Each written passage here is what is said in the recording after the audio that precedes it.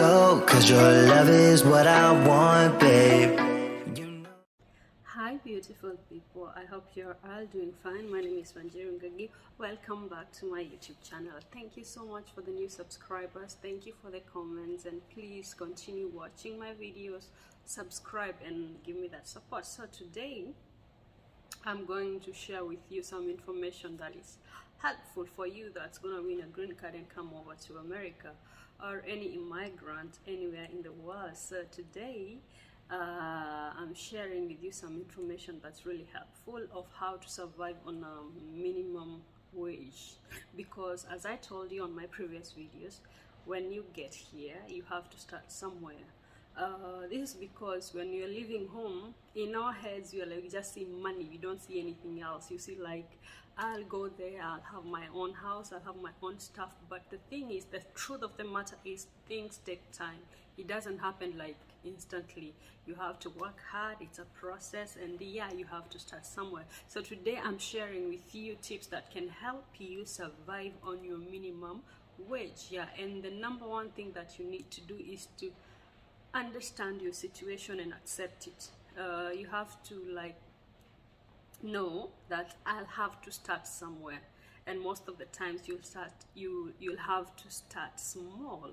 And if you do these things, they're gonna help you survive and not feel overwhelmed and not feel stressed, especially about money and survival. So the number one thing is have a budget. Have a budget according to the amount of money you get. Let's say you get $500 a week. Have a budget of how you're going to use that money, because remember, you have so much things that require money, and if you do not have a budget of how you're going to use your money, you will be disappointed and you'll find yourself never ever having enough. And remember, no money is too much, or like, money is never enough. In most cases, money is never enough. Whether you have more, whether you have less, money is never enough. So the best thing you can do is to have a budget. And when you budget within your means. Don't budget for things that are unnecessary. Budget for the things that are so necessary and are important, the needs, not the wants, because remember, you are starting. Number two is set up direct deposits to, like, let's say you have bills to pay.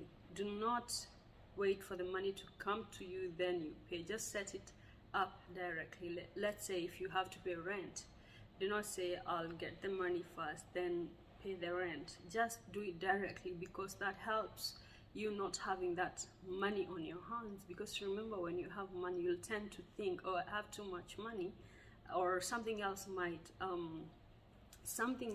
come up that needs money. So if you want to survive, set up direct deposits to all your whatever, all your bills and stuff that needs to be paid for. Number three is to avoid bad debt. You guys, if you come here, you can get anything. And when I say anything and everything on credit, like, you don't have to have the whole amount of money that's needed to purchase anything. And when I say everything, I mean including the dishes that you use in the kitchen, beds, furniture, cars. Like, you can get anything in debt. So avoid the temptation of taking in too much without realizing first that you'll have to pay. And when you default payment, that ruins your credit. So make sure you avoid those bad debts. Do not take too much stuff on credit, because at the end of the day it's gonna mess you up. Because if your money is not enough to pay for those stuff that you get, they'll be repossessed, and nobody wants that. And again, nobody tells you that the amount of money that you had paid earlier is not going to be returned to you. Let's say you get account credit, okay? You pay, then you default for a month or two. You know what they do? They repossess their car. They don't give you back your money. They don't give you back the money you paid on insurance or anything. So make sure you avoid bad debt. So many people fall into that trap because they think, I can get anything on credit, but they forget that you're supposed to pay for that stuff, and you have a timeline. So if you fail to pay for the stuff, then what happens? The things that you got get repossessed, and trust you me, nobody wants that. Another thing is to get some government benefits. Let me tell you, there are so many free stuff for people, especially families. If you have small kids, there are free stuff for children, so for pregnant mothers. Make sure you take advantage of those, because they really come through for a lot of people. They have things like food stamps, like there's something called a week. Like if you have children, and you can't afford some stuff, they give you stuff for free. So make sure you find out those things which are given for free and take advantage of that. Being given stuff for free does not mean you're helpless or needy or something, but at that point it's a starting point, and you'll have to accept that situation and go get it. There's no shame in doing that. So many people do that, and it's a good thing for you, and it's gonna help you a very great deal and save on some of your money.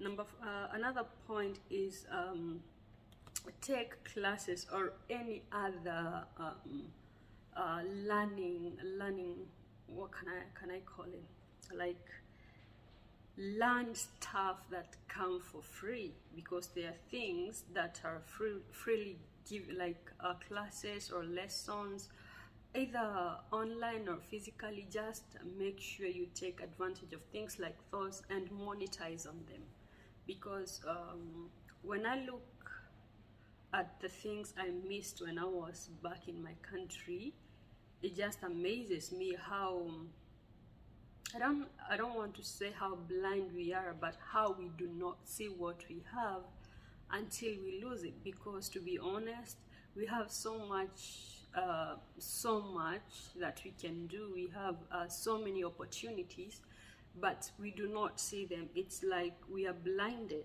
Somebody else who does not have the privilege of having those things can see them, but you as a person, and you have those, you hardly see them.